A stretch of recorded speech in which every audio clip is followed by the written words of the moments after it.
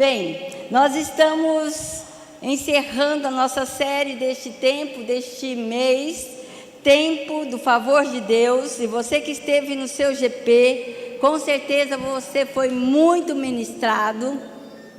Foram dias excepcionais, dias em que nós pudemos adorar o Senhor, celebrá-lo, porque o favor de Deus está sobre mim e sobre você.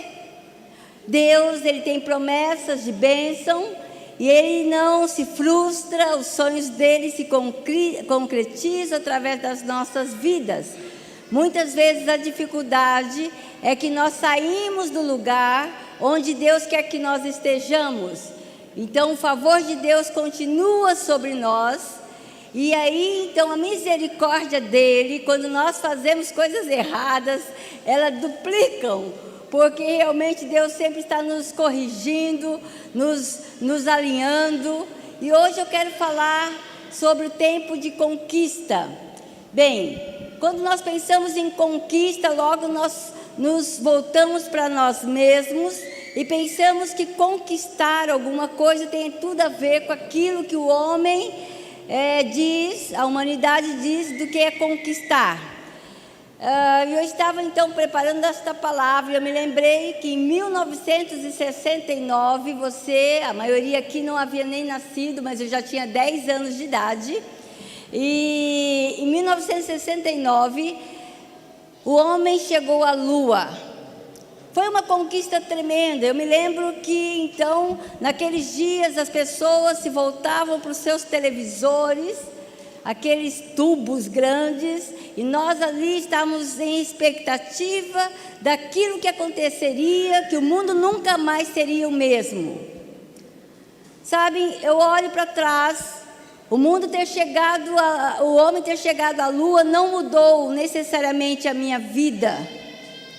Foi uma conquista de um país, de um poder, de interesses, e não que nos afetaria ou nos afetou. É tanto que muitas pessoas nem acreditam ainda, em pleno século XXI, que o homem chegou à Lua. Então há conquistas que não fazem diferença. Há conquistas que não fazem diferença na sua família. Às vezes você quer conquistar tantas coisas. Às vezes você quer conquistar um trabalho melhor, uma posição melhor de chefia no seu serviço, da sua empresa. E isso, em vez de ser bênção para a sua casa, para a sua família, traz desgraça para a sua casa e a sua família.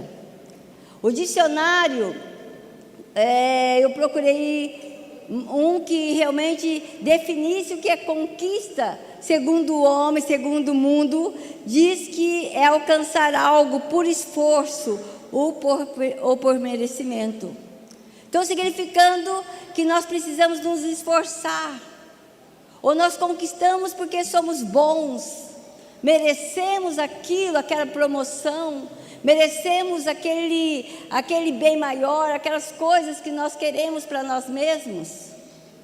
E isso não tem nada a ver com aquilo que Deus tem para nós. Por isso que tantas vezes nós nos esforçamos, ou queremos então por merecimento ganhar coisas, e nos frustramos. Tantas pessoas frustradas, tantas pessoas decepcionadas, porque colocaram sua vida em algo, em um curso, em uma faculdade, em um casamento, e se sentiu frustrado, decepcionado, porque fez pelo seu próprio esforço ou pelo seu próprio merecimento.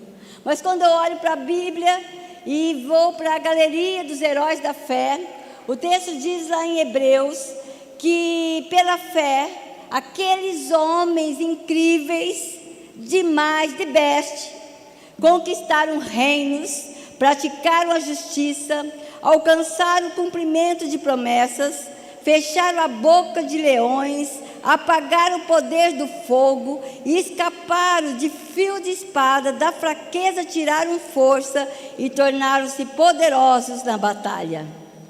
Quando então nós olhamos, eu penso assim, talvez você não conheça o texto, eu não conheço de quem Deus está falando, mas dá-nos a impressão que são aqueles que são os caras. Mas se nós olharmos a relação, gente, são pessoas que se parecem comigo e com você. E eu tenho muita bronca com Sansão, não é o meu herói. Eu me lembro que eu me converti com 17 anos de idade, e até os 10 anos, 11 anos ali, eu nunca tinha ouvido falar sobre Deus, sobre as coisas da Bíblia, nunca tinha. Mesmo minha mãe, sendo na época jovem convertida, mas ela se afastou porque meu pai não era cristão, não era convertido, e em casa não se tinha essas coisas sobre Deus.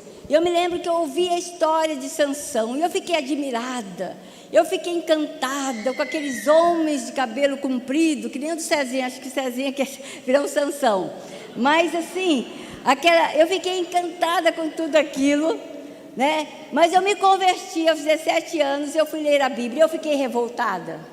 Como um cabra safado desse jeito, né, consegue tudo isso? E entra para os heróis da fé. Aí a revolta foi maior. Porque se você olha para Sansão, ele era um cara mimado, filhinho da mamãe, como muitos de nós nesses dias, todo cheio de trique-trique. Mas a história diz que ele, da fraqueza, ele tirou força. E isso nos impressiona, porque nós podemos tirar da nossa fraqueza a força que Deus derrama sobre nós. Sansão estava ali nos seus últimos tempos, ele estava contra os filisteus, ele ganhou muitas batalhas, muitas situações, mas agora os filisteus o encurralaram, cegaram os seus olhos, e ele então cortaram o seu cabelo, e ele perdeu toda a força. Mas o texto diz no final lá da narrativa, que ele então, Sansão, começou o cabelo dele crescer, mas não era o suficiente. Deus estava provando Sansão. Sansão sabia que cego e com o cabelo ainda não lhe dando, devolvendo-lhe a força, ele teria que pedir ao Senhor. E o texto diz que Sansão orou a Deus, e da sua fraqueza naquele momento, Sansão, ele foi empoderado e ele venceu 3.000 filisteus. Aquele lugar que eles estavam foi soterrado e todos morreram, inclusive Sansão. Mas o texto diz que Sansão, nos dias da força dele, ele não conseguiu proezas como naquele dia em que ele morreu. Sabe, nós olhamos isso e entendemos porque ele está nos heróis da fé. Mas nós olhamos também para Gideão. O pastor Evaldo vai pregar à noite sobre ele. Eu queria pregar, mas ele falou que pregaria, então eu tive que ir para outro texto. Mas Gideão, gente, é o cara que se esconde, que tem medo. E o texto diz que ele está ali malhando trigo no lugar de prensar uvas. E quando o anjo chama então Gideão de poderoso guerreiro, ele está ali tremendo, como nós. A pandemia foi um bom termômetro do povo que entrou em pavor, em medo. E nós sabemos que nos momentos difíceis que Deus nos dá força, que Deus nos devolve aquilo que muitas vezes nós não temos ou precisamos ter como filhos de Deus. Olhamos para Raabe. O que Raabe está fazendo nos heróis, da galeria dos heróis da fé? Raabe, uma prostituta que morava nos muros de Jericó. Mas Raabe, ela foi constrangida por aquilo que eram os homens de Deus, os espiões mandados por Josué. E ali então, ela em fé, creu, e ela então entrou para a galeria dos heróis da fé. Deus considerou Raabe uma prostituta que foi transformada, não porque ela tinha força, mas por causa do Senhor. Mas eu poderia estar aqui falando de tantas coisas, só quero citar mais Moisés, porque eu gosto muito de Moisés. Você sabe do chamado de Moisés, um príncipe. Existe até o filme, né, sobre ele, o príncipe do Egito, alguém excepcional na sua grandeza, mas ele se torna fraco, ele se torna como alguém esquecido, que vai para o deserto, fica para o deserto 40 anos com medo de voltar ao Egito, e lá no deserto ele tem a experiência dele com Deus, e quando Deus o chama, Moisés fala que é gago, que não sabe falar, e Deus mesmo assim usa Moisés, e é interessante que Moisés não entra na terra prometida, porque ele queria conquistar a terra prometida também pela sua força.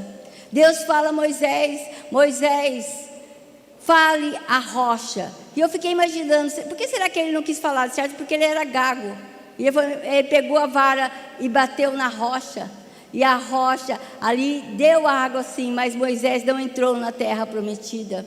Mas ele está aqui como o maior herói do povo judeu, e ele é contado diante do Senhor. Mas eu quero falar sobre Paulo. Paulo era o cara, e Deus o tornou fraco para fazê-lo poderoso, um conquistador. Paulo, lá em Filipenses, diz um texto que é bastante conhecido para nós, e ele fala da experiência dele, de tudo que ele passou. E ele fala: olha, mas o que para mim era lucro, passei a considerar como perda por causa de Cristo.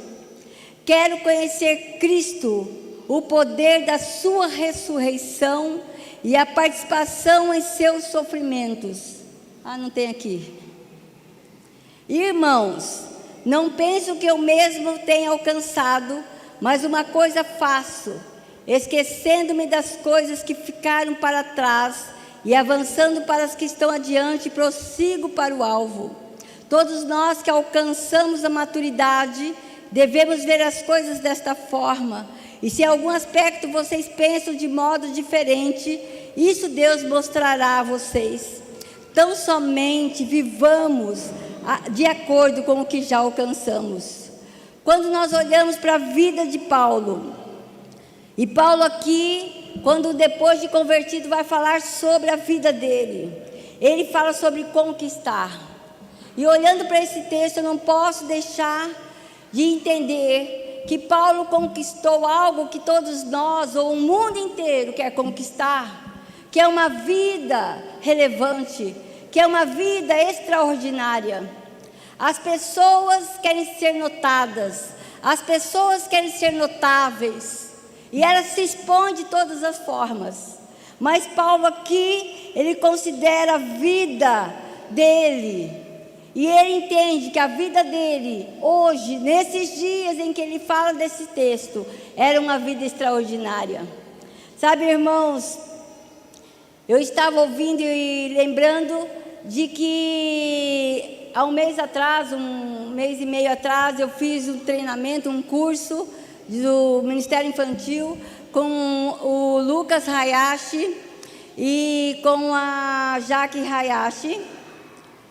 Tiago Hayashi, e foi muito bom. E ele falou algo que eu sei que muitos pais aqui estão passando pelas mesmas situações.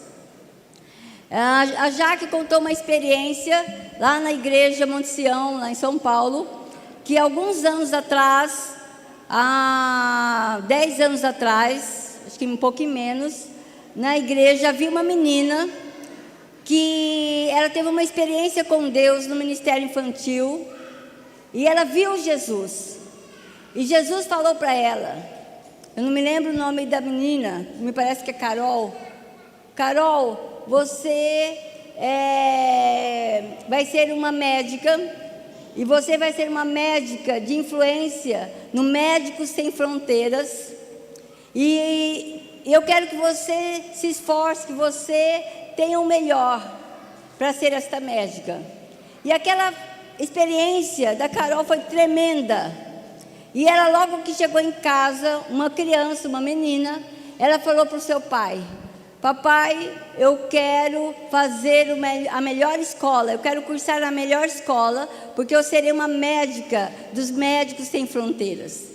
No primeiro momento, o pai cristão, ele levou um susto, e talvez achou até que fosse uma gracinha, alguma coisa que ela tinha ouvido ali, mas aquilo foi tão forte na vida de Carol. Ela está com 16 anos de idade, para 17, e ela está fazendo agora o cursinho, e ela ainda convicta daquilo que Deus falou a ela, e ela entende que ela quer ser usada por Deus, e ela está se preparando para ser uma médica, e ela fala: eu vou ser uma médica lá entre os médicos sem fronteiras, e eu serei uma líder, alguém que influencia os médicos, porque nós sabemos de toda a situação do Médicos Sem Fronteiras.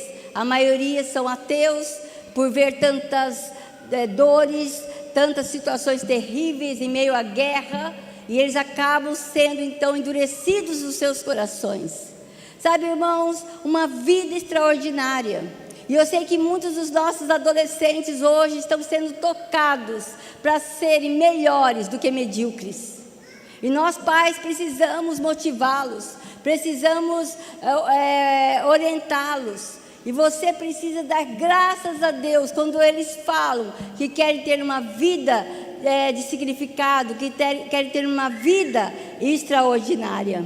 Paulo diz que o que era para ele lucro, ele passou a considerar como perda. E é interessante que quando ele olha para a vida dele anterior a Jesus, Paulo fala que a vida dele era como esterco. E se você olha para a vida de Paulo, nem se compara a minha e a sua vida muitas vezes. Paulo mesmo diz dele mesmo, ele era o cara, ele era um homem zeloso, ele era fariseu, ele zelava pela lei, ele era um homem religioso, ele era uma pessoa que estudava, ele foi ensinado, seu mestre Gamaliel era o melhor daqueles dias. Paulo era romano, cidadão, ele tinha direitos, ele tinha poder, ele tinha influência, ele tinha status, mas ele considerava a sua vida como esterco. Como será que estão as nossas vidas, mesmo sendo cristãos? Nós precisamos sempre colocar-nos diante do Senhor e pesar na balança quem somos, porque Deus nos chamou para sermos mais do que apenas pessoas que vêm numa igreja, que frequentam uma igreja e que está tudo bem com a sua vida. Muito mais do que sermos essas pessoas. Deus, Ele espera de nós realmente pessoas extraordinárias, que vivam uma vida extraordinária. O próprio Senhor Jesus, em João 10, fala: eu vim para que vocês tenham vida e vocês a tenham em abundância. Não é qualquer vida, não é uma vida reclusa, uma vida escondida, uma vida cheia de medos, uma vida cheia de esquisitices. Deus, Ele está nos chamando da nossa força fazer-nos fortes, então, da nossa fraqueza fazer-nos fortes. Nós temos que estar nessa disposição. Paulo, ele perdeu para ganhar, mas também Paulo fala que ele conquistou o conhecimento de Cristo. Ele diz: quero conhecer Cristo, o poder da sua ressurreição e a participação em seus sofrimentos. Eu gosto do livro de Tozer, O Conhecimento do Santo, e ele fala uma realidade, que nenhuma religião é maior do que seu conceito de Deus. Sabe, irmãos, a idade das trevas, pós-século IV, pós-Constantino, pós-estabelecimento do cristianismo, fez com que a igreja se perdesse. Eles deixaram de conhecer Deus. E sabe o que está acontecendo nos nossos dias? Há um levante que, em nome de Jesus, não vai conseguir êxito, mas há um levante que diz que a Bíblia não é palavra de Deus, e isso estou falando dentro das igrejas. Além disto, nós ouvimos pessoas indo contra a nossa cultura judaico-cristã, porque sim, nós temos uma cultura judaico-cristã. Deus, Ele escolhe um povo, o torna santo, o faz santo, como também nós somos. Nós somos o Israel de Deus, nós somos um povo escolhido, que tem uma referência no Antigo Testamento. E nós precisamos conhecer mais de Cristo, mais daquilo que foi revelado, daquilo que já era. Porque quando Jesus ele vem, Ele se revela, Ele se mostra a todos nós. Por isso que hoje nós podemos estar aqui como uma igreja e cantar, e glorificar, e falar daquilo que nosso Deus é, amém? Então nós precisamos entender que é uma necessidade de termos uma vida de conquistadores, mas conquistamos através do conhecimento de Cristo. Sabe, há um conhecimento raso de Deus que causa muitos males. E tem causado heresias, seitas, porque nós medimos Deus pelo que nós acreditamos quem Deus é. Nós vivemos nos nossos dias, século 20, vivemos dias em que há uma doença emocional. Hoje se fala muito da doença da alma. Então nós acreditamos que Deus é amor. E é aquele que vai nos suprir, é aquele que vai nos acalentar. É aquele que vai fazer tudo o que eu gosto para eu ficar feliz. Mas esse não é o Deus. Esse é o Deus que você inventou. Esse é o Deus que nós criamos. Esse é o Deus que quer que nós continuemos doentes, decepcionados, pessoas frustradas, pessoas que não olham além do seu egoísmo, além de si mesmas. O narcisismo toma conta de cada um de nós, porque nós criamos um Deus, e a medida desse Deus é a nossa medida. Nós colocamos Deus numa caixinha, e nós não queremos que ninguém saia, ou ninguém tire Deus desta caixinha. Sabe, uma coisa que nós precisamos entender como igreja, quando nós insistimos com vocês, tenha uma experiência, busque a presença de Deus. Sabe, nós estamos falando coisas que não são de religião, de religiosos, mas são coisas concernentes à nossa vida com Deus. E o apóstolo Paulo, conhecedor da palavra, conhecedor da Torá, conhecedor do Talmud, ele então lia outros que eram o Midrash dos dias dele, as interpretações, ele era aquele cara. Mas ele fala que ele precisa ter o conhecimento de Cristo, da ressurreição, da vida que todos nós temos que ter em Jesus. Você quer ser um conquistador das coisas incríveis para a sua vida? Conheça o Senhor, conheça Jesus, faça da sua vida uma vida de busca do conhecimento de Deus, amém? E Deus vai estar, então, completando tudo aquilo que você anseia no seu coração. Mas também nós podemos conquistar, como Paulo, uma visão profética. O texto diz: avancemos para as coisas que estão adiante. Sabe, sem visão o povo sofre. A palavra de Deus já fala sobre isto. E visão tem a ver com que ver coisas que ninguém vê, porque Deus está mostrando a você. O povo muitas vezes tem sofrido porque está com escamas nos seus olhos, não tem visão. E hoje se fala muito sobre visão, a visão da empresa, a visão da minha vida, a visão da universidade, mas tem tudo a ver com Deus, porque Deus já falava sobre a visão. Nós precisamos ter a visão. Visão, então, é ver o que Deus está mostrando a você.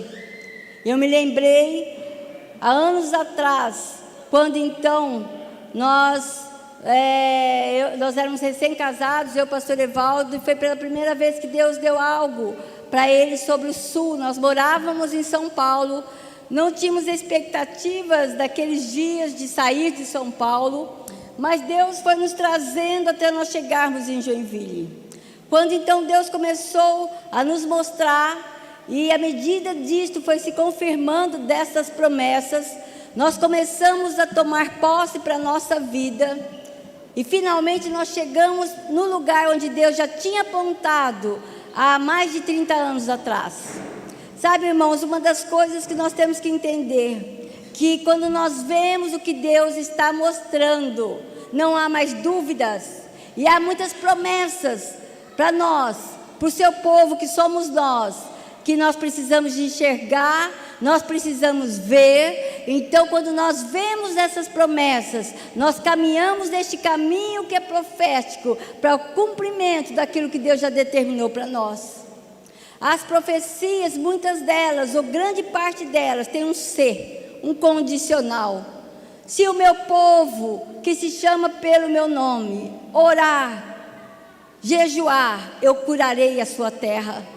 Mas nós esquecemos dessas coisas e vamos cobrar a conta lá para cima. Mas saiba que nós somos culpados de muitas coisas que acontecem, porque nós não levamos a sério as promessas de Deus, nós não olhamos aqui aquilo que Deus está falando sobre ver. O que Deus está mostrando a você sobre a sua casa, sobre a sua vida, sobre a sua família, sobre os seus negócios, sobre o seu empreendimento, sobre a sua faculdade, sobre o seu curso. O que Deus está mostrando a você? Será que você é aquele que só vive o dia de hoje como se amanhã não existisse mais? É o que nós vemos nos nossos dias. Na Europa, irmãos, há um consenso. Se você perguntar para qualquer alemão, vamos pegar da Alemanha, porque é uma cultura muito próxima de Joinville. Os alemães dizem que creem em Deus. Você pergunta para eles. Duas coisas agravantes. Uma delas é que quando eles vão preencher um formulário numa empresa de emprego, qualquer coisa, eles falam que não frequentam nenhuma igreja, porque eles não querem dar o dízimo, porque lá na Alemanha os dízimos são descontados em folha, de tão sério que eles levam a respeito desse assunto. E a segunda coisa que eles falam que creem em Deus sim, mas que Deus não tem nada a ver com eles, que Deus não interfere, não deve interferir nas suas vidas. São pessoas que estão conquistando para si mesmas uma potência, mas com certeza não deixarão legado. Josué morre e aquela geração não dá continuidade. O que será da continuidade, do legado lá na Europa, na maioria daqueles países? Sabe, o mundo todo quer abocanhar o Brasil, porque o Brasil há grandes promessas para o Brasil, a profecia sobre um grande avivamento, e muitos pastores estão voltando de vários lugares do mundo para estarem vivendo aquilo que nós vamos viver nos próximos tempos. Amém? É promessa, nós temos que louvar o Senhor, é promessa para as nossas vidas. Eu tenho crido nisso todos os dias da minha vida. Eu tenho crido, eu acordo, eu sei quem está me conduzindo, eu sei quem está conduzindo a igreja de Jesus. E eu sei que nós vamos viver, porque Deus, anos atrás, me mostrou que eu não morreria sem que meus olhos vissem este avivamento. Sabe, irmãos, nós temos que crer naquilo que Deus está mostrando para nós, para aquilo que Deus já está delineando na história e todas as coisas. Então, por isso que talvez eu vá viver até os 120 anos. Porque tem alguns anos à frente para a gente realmente estar nessa disposição do Senhor, trazer esse grande avivamento, mas nós temos que crer. E por fim aqui, sabe, eu olho para Paulo. Como Paulo nós podemos conquistar a maturidade? Você quer ser uma pessoa madura? Então olha para a pessoa do seu lado e fala: criança. Porque nós temos que caminhar ainda, muitos de nós são crianças, e eu me coloco, porque muitas vezes eu tenho atitudes de criança, e Paulo fala assim: olha, diante daquela igreja, todos nós que alcançamos a maturidade, devemos prosseguir para o alvo. Se em algum aspecto, alguns pensam de modo diferente, isso Deus mostrará a eles. Vivamos de acordo com o que já alcançamos.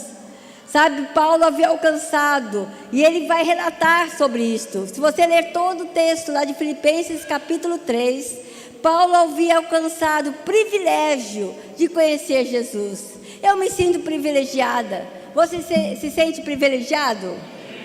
Nós somos privilegiados de morarmos num lugar onde temos liberdade, de nós termos acesso à palavra de Deus. Irmãos, há lugares no mundo que, se uma pessoa encontrada com uma Bíblia, ela é morta.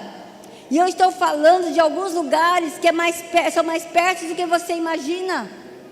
Eu não estou falando, os países islâmicos, os países, não.